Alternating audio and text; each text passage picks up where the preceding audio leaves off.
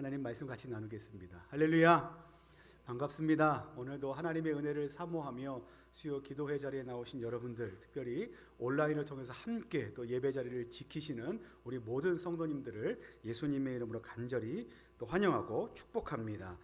여러분, 혹시 사람의 모발을 검사하는 것만으로도 그 사람에 대한 내력을 알 수 있다는 사실을 아십니까? 아주대학교 검사정보센터 홈페이지에 소개된 글에 보면 이런 글이 있습니다. 모발은 인체의 블랙박스와 같다라고 설명을 합니다. 블랙박스가 그 상황이 녹화되어 저장되듯이 오랜 시간 동안 매 순간 차곡차곡 우리의 삶의 정보들은 모발에 쌓이게 됩니다.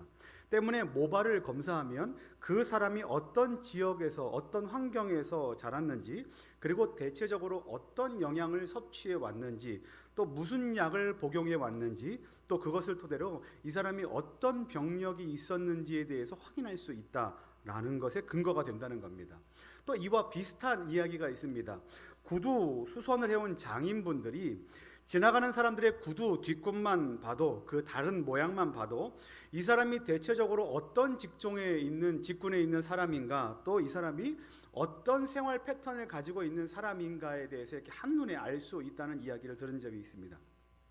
그러니까 이제 모발도 그렇고, 그리고 신발도 그렇고, 그 사람이 과거부터 현재까지 매 순간 어떤 삶의 태도와 습관으로 살아왔고, 또 어떠한 결정을 내리고 어떤 방향성을 가져왔는지 현재의 결과, 현재의 상황들만 봐도 그 내력을 쭉 알 수 있다는 것이 이 이야기의 핵심입니다.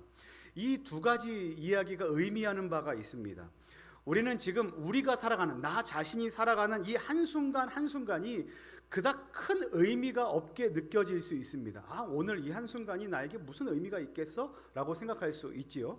근데 사실 그 모든 순간들은 우리의 영적인 삶의 결과들과 우리의 영적인 삶의 방향들을 결정하는, 우리의 삶의 결을 만들어내는 아주 중요한 포인트들이 된다는 겁니다.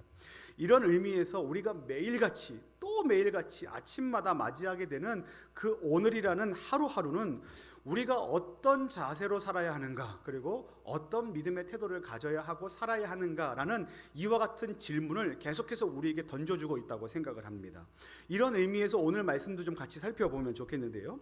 오늘 본문 말씀은 야곱의 형인 에서 가문에 대한 기록입니다. 다른 말로 이야기하면 족보라고 할 수 있어요. 에서 가문의 족보입니다.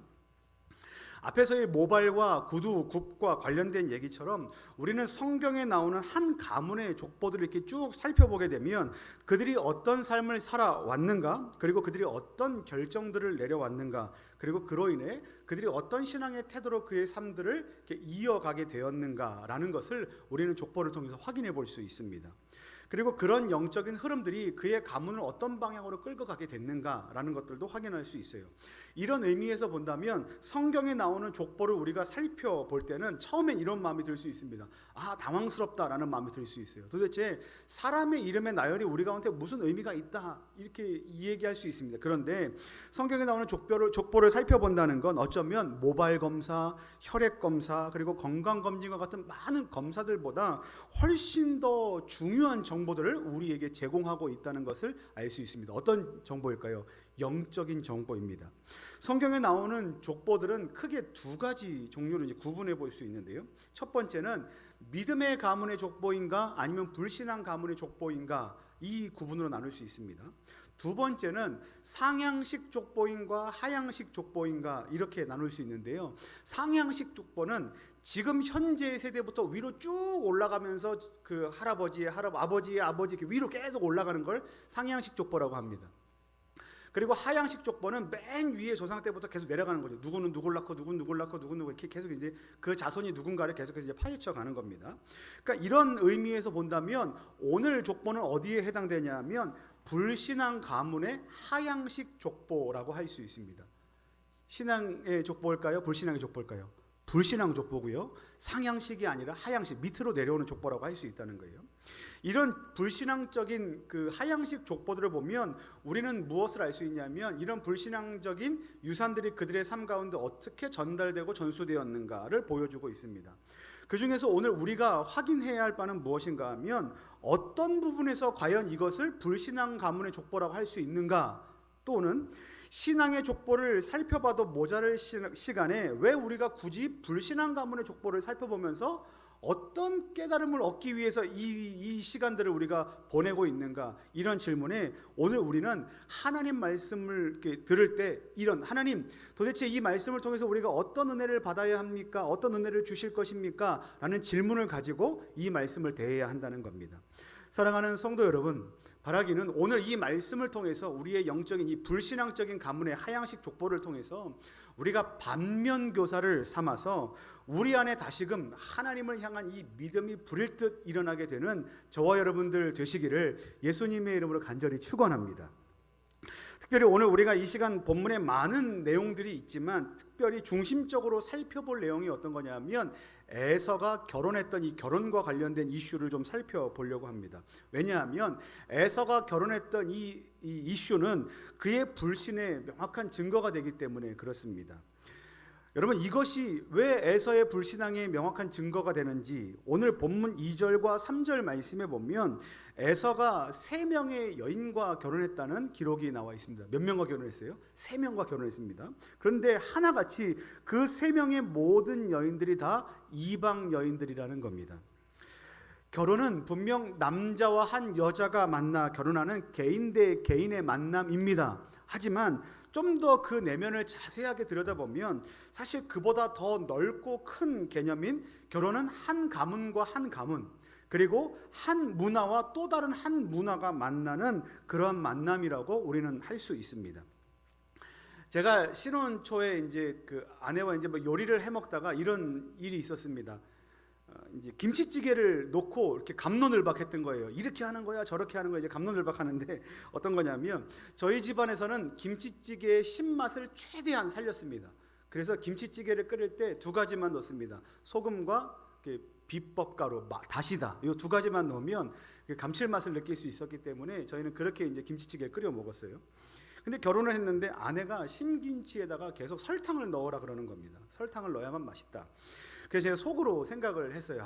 이 사람 참 요리를 못하는구나. 신혼이기 때문에, 결혼을 이제 처음 했기 때문에, 처음 하죠. 결혼한 지 얼마 안 됐기 때문에 이제 김치찌개 끓이는 방법을 모르는구나. 아이고, 내가 알려줘야지. 이렇게 이제 생각을 했습니다.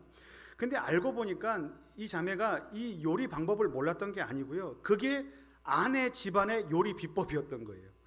그러니까 저희 집에서는 소금을 넣는데요, 아내 집안에서는 설탕을 넣는 게 그 집안의 음식 문화였던 겁니다.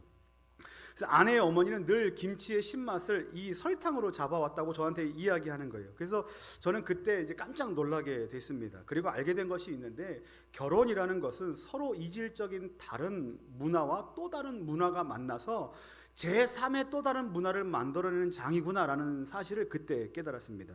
그리고 언제부턴가 김치를 끓이고 볶을 때마다 설탕을 당연하게 넣고 있는 저를 발견하게 되는 겁니다. 이제 아내가 뭐라고 얘기하지 않아도 저는 자연스럽게 설탕을 넣고 소금도 넣고 이렇게 만들어내는 거죠. 또 다른 문화가 생긴 겁니다. 근데 오늘 본문에 나오는 에서의 결혼 생활에서 보면 그들이 만난 그 서로 다른 이질적인 문화의 융합은 제가 조금 전에 말씀드렸던 식습관, 뭐 이런 김치찌개 정도의 문제가 아닙니다. 뭐가 문제냐면 그 이상의 문제가 있는데, 그가 이방의 여인들과 결혼했다는 이 문화의 중심에 무엇을 가져왔는가? 여인들은 자기 자신들이 섬기던 이방 우상들을 그 가정의 중심으로 가져 들어왔다는 거예요. 그러면 그 가정은 결국 어떻게 될 수밖에 없겠습니까? 종교 융합이 일어나겠죠.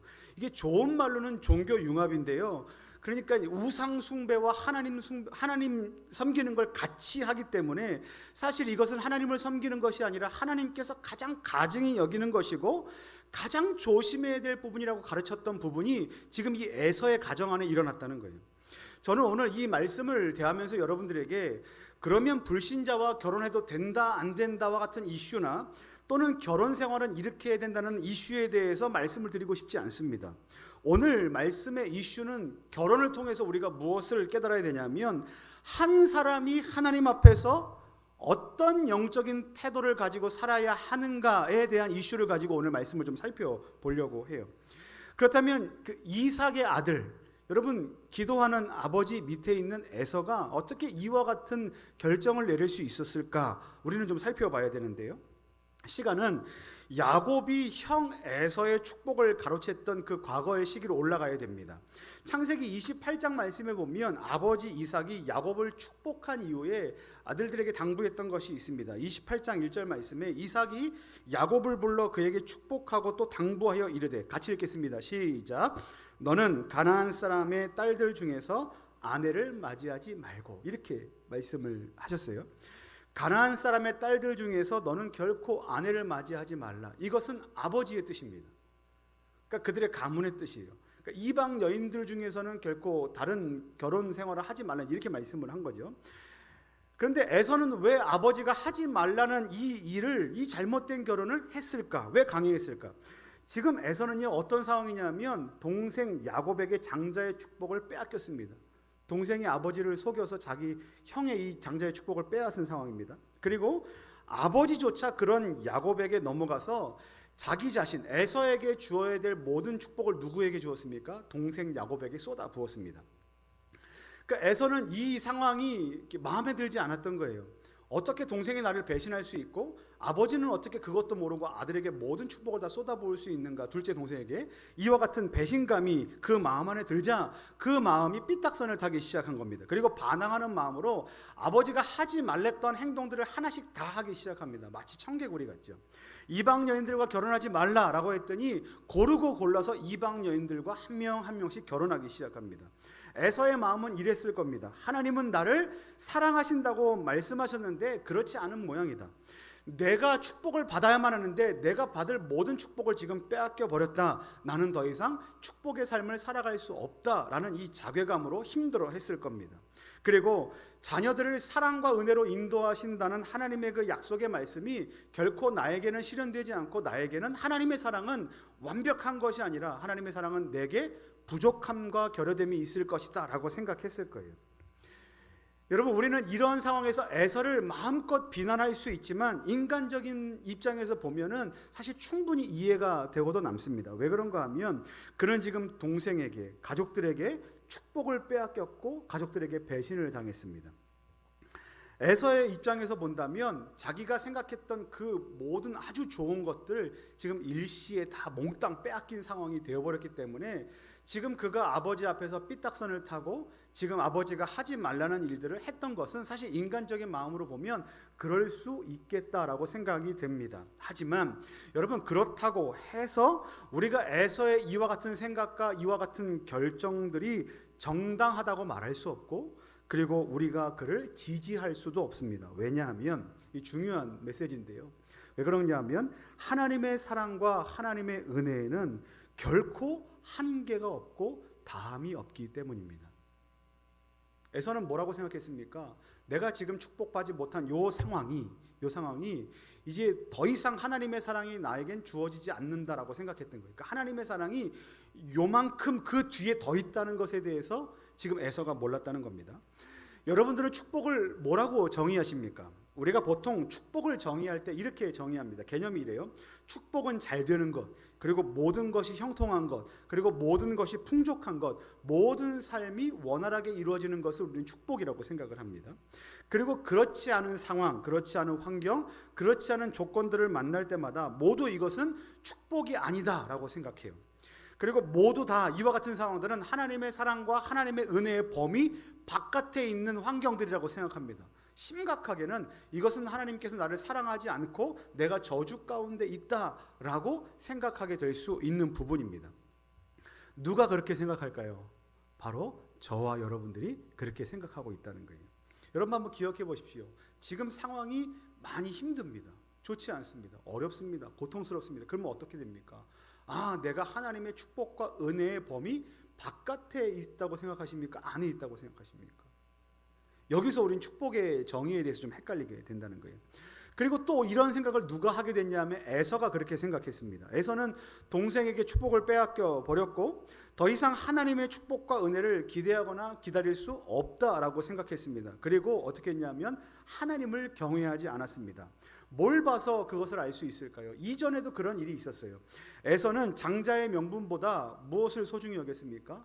팥죽 한 그릇을 더 소중히 여겼습니다. 그러니까 하나님께서 주실 축복보다 지금 당장의 내 배고픔의 문제가 더 크다라고 생각하고 하나님을 경외하기를 포기했다라는 거예요. 그리고 또 그는 자신의 욕심에 이끌려 자기의 분노대로 자기의 상황에 맞게 자기의 길을, 자기의 복된 길을 자기 스스로 개척하려고 애썼습니다. 그 욕심의 중심에 있었던 것이 좀 전에 말씀드렸던 팥죽 한 그릇이었고, 오늘 말씀에 나오는 중요한 이슈가 바로 결혼 문제입니다. 그는 일부러 이방 여인들과 결혼했습니다. 자기 스스로 이방 우상을 자기의 삶의 영역 안으로 끌어들였습니다. 그리고 보란듯이 잘 될 거라고 생각했습니다. 근데 여러분 어떻게 됐습니까? 결과적으로 잘 됐습니다. 잘 됐다는 건 환경적으로 그가 궁핍함 가운데 있지 않았다는 거예요. 오늘 말씀에 보면 그들이 서로 갖고 있는 이 재물이 너무 많아서 한 땅 안에 머물러 있을 수 없으니 그들은 이렇게 서로 갈라질 수밖에 없었습니다. 이 말은 뭡니까? 그가 나는 잘 살기를 원했는데 현실적으로 그는 잘 살게 되었습니다. 그런데 우리는 여기서 질문해야 됩니다. 이것이 과연 하나님의 온전한 축복일까라고 질문을 해야 되는 거예요. 여러분, 성경이 말하는 축복은요, 결코 현재적인 상황이나 물질적인 것에만 있지 않습니다. 물론 하나님께서는 연약하고 부족한 상황 가운데서 있는 자들을 긍휼히 여기시고 불쌍히 여기시는 마음으로 좋은 길, 선한 길로 인도해 주십니다. 재정이 부족한 자에게는 재정을 채워주시고, 건강이 연약한 자에게는 건강의 복을 허락해 주시고, 그리고 우리가 어려움 가운데 있을 때, 우리 스트레스 가운데 있을 때 하나님 앞에서 긍휼을 구하고 하나님의 도우심을 구할 때 하나님께서는 그와 같은 그 은혜로 그 길을 열어주시고 그 마음에 평강을 더하여 주십니다. 하지만 하나님의 사랑과 하나님의 은혜는 결코 육체적인 부분과 물질적인 부분에만 한정 지을 수 없다라는 것입니다. 또 하나는 하나님의 사랑과 하나님의 은혜는 지금 우리가 갖고 있는 이 몸을 가지고 살아가는 이 육신의 현실의 이 시간에만 한정되지도 않습니다. 이것이 바로 고난 가운데 있는 저와 여러분들이 기억해야 될 아주 중요한 메시지입니다. 여러분, 예수님께서 이 땅 가운데 오셨을 때를 한번 떠올려 보십시오. 예수님께서는 제자들과 늘 함께 하셨습니다. 그리고 무리들과 늘 함께 하셨습니다. 근데 어떨 때가 다 되었습니까? 예수님께서는 곧 세상을 떠날 때가 되었습니다. 만약 예수님께서 세상을 떠나게 된다면 제자들과 무리들은 어떤 상황이 있게 될까요? 더 이상 예수님과 한 공간에 있지 못합니다. 그리고 예수님과 결코 동시간대에 있지 못합니다. 그리고 더 이상 그분의 말씀을 들을 수도 없고, 그분이 축사하신 오병이어를 맛볼 수도 없고, 그리고 아플 때 치료라고는 기대할 것이 전혀 없는 상황이 되어버립니다. 말 그대로 예수님이 이 땅 가운데서 떠나가신다면 남아있는 그 무리들에게는 결코 소망하는 삶이 없다라고 할 수 있다는 거예요. 그들은 고통 가운데 있을 때, 연약함 가운데 있을 때 뭐라고 얘기할 수밖에 없습니까? 내 인생은 끝장났다라고 생각할 수밖에 없다는 거예요. 근데 그때 성경은 저와 여러분들을 향한 예수님의 사랑에 대해서 이렇게 말씀하십니다. 요한복음 13장 1절 말씀입니다. 우리 함께 읽겠습니다. 시작. 유월절 전에 예수께서 자기가 세상을 떠나 아버지께로 돌아가실 때가 이른 줄 아시고 세상에 있는 자기 사람들을 사랑하시되 끝까지 사랑하시니라. 저는 이 말씀이 너무 좋습니다. 예수님께서 자기 사람들을 사랑하시되 어떻게 사랑하십니까? 끝까지 사랑하셨다라는 말씀입니다. 여러분, 예수님께서는 자기 사람들을, 그러니까 여기 자기 사람들이라는 이 부분 안에 어떤 사람들이 있을까요? 바로 저와 여러분들이 여기에 포함되는 거예요. 예수님께서는 저와 여러분들을 일시적으로만 사랑하지 않으셨습니다. 예수님께서는 저와 여러분들을 특정한 기간 동안만 사랑하지 않으셨습니다. 그리고 예수님께서는 저와 여러분들을 기복적으로 이때는 이만큼 사랑하시고 이때는 사랑하지 않으시고 그런 굴곡적으로 우리를 사랑하지 않으셨습니다. 예수님께서는 자기 사람들을 향한 예수님의 그 사랑은 유효기간이 없습니다. 그분은 저와 여러분들을 어떻게 사랑하셨다고 말씀하십니까? 끝까지 사랑하셨습니다. 심지어 예수님께서는 그 끝까지라는 의미를 뭐라고 말씀하시냐면 십자가에서 죽으시기까지 우리를 위해 사랑하셨다라고 말씀하십니다. 여러분, 이것이 무엇입니까? 예수님께서 저와 여러분들을 향한 그 사랑의 넓이와 사랑의 깊이입니다. 예수님의 사랑이 이만큼입니다. 근데 예수님께서 말씀하셨던 끝까지라는 의미는, 그러니까 이런 말씀은 어떤 의미로 받아들여야 되냐면 결코 예수님의 사랑은 다함이 없고 예수님의 사랑은 그 어떤 한계도 없고 끝도 없다라는 말씀으로 우리가 이해해야 된다는 거예요. 요한복음 14장 16절 말씀에 보면 예수님께서 죽으신 것으로 끝나지 않고 예수님의 사랑이 어떻게 된다고 말씀하시냐면 내가 아버지께 구하겠으니 그가 또 다른 보혜사를 너희에게 주사 영원토록 너희와 함께 있게 하리라 라고 말씀하셨다는 겁니다. 예수님은 이 말씀을 통해서 우리에게 어떤 것을 허락하신 거냐면 우리를 지켜주시고 우리를 인도해 주실 보혜사 성령 하나님을 우리에게 보내주시겠다라는 약속을 주신 거예요. 그러니까 우리의 눈으로는 더 이상 예수님의 얼굴을 볼 수 없지만 우리와 누구와 함께 계십니까? 예수님, 아니 성령 하나님께서 우리와 함께 계신다는 거예요. 그리고 성령 하나님께서는 우리와 여전히 함께 하시면서 14장 18절 말씀에 이렇게 고백하십니다. 그리고 내가 너희를 고아와 같이 버려두지 아니하고 너희에게로 오리라 라고 말씀하신 이 말씀대로 예수님께서는 우리를 어떻게 하시겠다고 말씀하시냐면 저와 여러분들을 어떤 상황에서도 결코 고아와 같이 혼자 내버려두지 않으신다. 이것이 예수님의 약속이고 이것이 하나님께서 우리에게 지금도 하고 계시고 앞으로도 영원까지 끝까지 우리와 함께 하시는 하나님의 사역이시라는 겁니다. 우리는 현실의 문제 앞에서 이렇게 생각할 수 있습니다. 더 이상 내게는 하나님의 사랑과 하나님의 은혜는 없을 거야. 내 삶을 보면 여기서는 하나님의 은혜를 발견할 수 없어. 내 삶을 보면 여기서는 하나님의 인도하심이라는 발견될 수 없을 만큼 나는 고난과 고통 가운데 있다라고 말할 수 있습니다. 그때 우리는 어떤 마음을 갖게 됩니까? 나는 혼자다. 근데 예수님께서 말씀하시는 겁니다. 너는 결코 혼자가 아니다 라고 말씀하시는 거예요. 하나님은 저와 여러분들을 결코 고아와 같이 내버려 두지 않으십니다. 여러분 저는 저에게 이런 질문을 하실 때가 있어요. 혹시나 나중에 좀 이렇게 어렵지 않은 상황을 제가 만들기 위해서 먼저 고백합니다. 혹시 어머님, 아버님은 연세가 어떻게 되세요? 이렇게 물어보시는 분들이 계세요. 제가 이렇게 말씀을 드리면 당황하시더라고요. 저는 부모님 두 분이 모두 다 일찍 돌아가셨습니다. 이렇게 말씀을 드리면 좀 당황스러워하세요. 어머니는 제가 20대 초반에 군복무하고 있을 때 어머니 나이로 한 40대 중반, 그러니까 지금 제 나이보다 조금 한두 살 많으셨을 때 돌아가셨습니다. 너무나 안타깝게 돌아가셨죠. 그리고 아버지는 3년 전에 한 70대 중반이라는 나이로 또 세상을 하나님께로 돌아가셨습니다. 저희 부모님으로 봤을 때도 매우 젊으신 나이에 안타깝게 돌아가신 케이스고요. 또 제 나이를 보고 제 친구들의 나이를 봐도 동료들보다 제 부모님은 유독 빨리 소천하신 상황입니다. 그래서 저는 두 분의 빈자리가 매우 크게 느껴집니다. 왜 하나님께서 저희 부모님을 이렇게 빨리 다 데려가셨을까라는 마음이 제 안에 있습니다.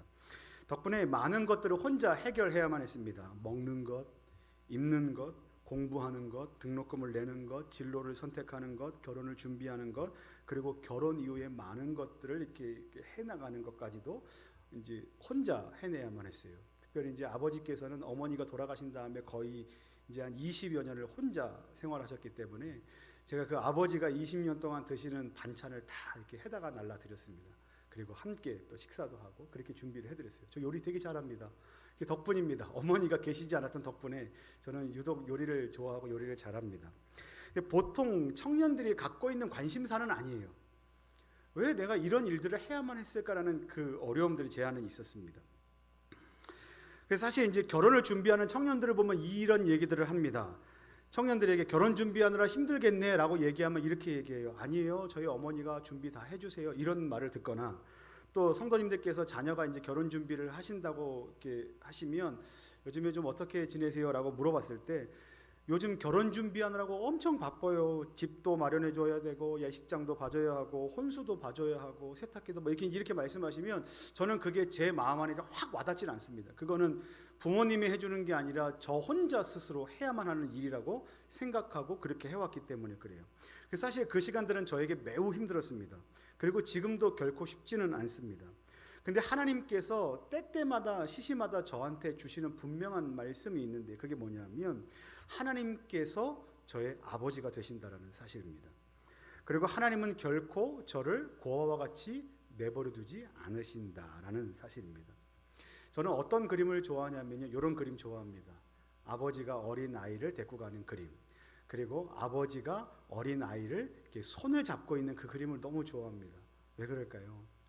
물론 육신의 부모님이, 육신의 아버지가, 육신의 어머니가 저에게 사랑으로 베풀어 주셨고 또 나중에도 나누겠지만 많은 기도로 저를 도와주셨지만, 사실 지금의 육신의 부모님이 없는 그 상황에서 하나님께서 결코 나를 버리지 않으시고 영원토록 나를 끝까지 사랑하신다라는, 저는 그 메시지를 저는 그 그림으로 계속해서 인식을 하는 거예요. 하나님께서 나를 이렇게 붙들고 계시는구나. 하나님께서 나를 어린아이와 같이 나를 그렇게 품고 안으시는구나. 이러한 메시지가 저에게 있습니다. 오늘 말씀이 그렇습니다. 하나님은 우리에게 아버지 되십니다. 그리고 그 하나님은 결코 저와 여러분들을 떠난 적이 없으십니다. 그리고 하나님 아버지께서는 저와 여러분들을 결코 고아와 같이 내버려 두지 않으십니다. 사랑하는 성도 여러분, 우리는 하나님의 사랑과 하나님의 은혜를 에서와 같이 우리의 생각과 우리의 경험과 우리의 기대와 우리의 현실적인 상황으로 한계 짓고 판단할 때가 있습니다. 아, 여기까지구나 라고 말입니다. 그때 우리는 삶의 문제를 하나님 아닌 다른 곳에서 찾기를 원합니다. 열심히 일해서, 그리고 더 건강을 지켜서, 그리고 사람을 따라다니며, 그리고 시간을 더 악착같이 사용하며 내가 이것을 만들어내겠다. 마치 에서가 자기네 집 안으로 이방 우상들을 자기 신앙의 중심으로 모셔왔던 것처럼 우리는 하나님 아닌 다른 것에서 우리의 삶의 의미들을 찾고 우리의 삶의 방법들을 찾으려고 할 때가 너무나 많습니다. 하지만 기억하시기 바랍니다. 하나님은 저와 여러분들이 지독히도 힘들고 어렵다고 생각하는 그 시간 속에서도 저와 여러분들을 그와 같이 결코 홀로 내버려 두지 않으십니다. 바라기는 오늘도 힘든 그 현실 속에서 저와 여러분들을 여전히 사랑하시고 인도하시고 돌보시고 날마다 은혜로 역사하시는 하나님 아버지의 함께하심을 믿으심으로 끝까지 승리하시는 저와 여러분들 되시기를 예수님의 이름으로 간절히 축원합니다.